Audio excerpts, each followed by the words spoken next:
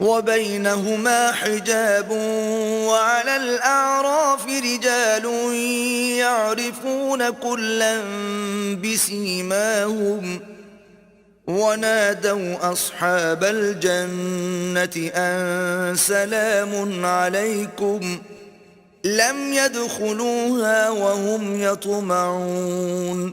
ان دونوں یعنی بہشت اور دوزخ کے درمیان آراف نام ایک دیوار ہوگی، اور آراف پر کچھ آدمی ہوں گے جو سب کو ان کی صورتوں سے پہچان لیں گے، تو وہ اہل بہشت کو پکار کر کہیں گے کہ تم پر سلامتی ہو.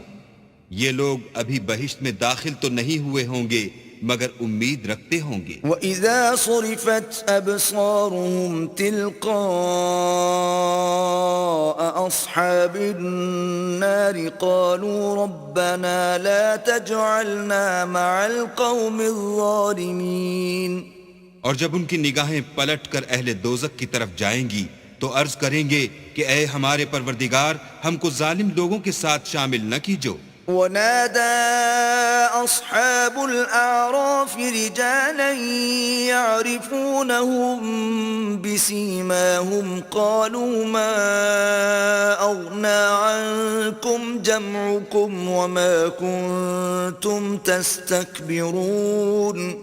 اور اہل اعراف کافر لوگوں کو جنہیں ان کی صورتوں سے شناخت کرتے ہوں گے پکاریں گے اور کہیں گے کہ آج نہ تو تمہاری جماعت ہی تمہارے کچھ کام آئی اور نہ تمہارا تکبر ہی سود مند ہوا. أهؤلاء الذين أقسمتم لا ينالهم الله برحمة ادخلوا الجنة لا خوف عليكم ولا أنتم تحزنون. پھر مومنوں کی طرف سے اشارہ کر کے کہیں گے کیا یہ وہی لوگ ہیں جن کے بارے میں تم قسمیں کھایا کرتے تھے کہ اللہ اپنی رحمت سے ان کی دستگیری نہ کرے گا؟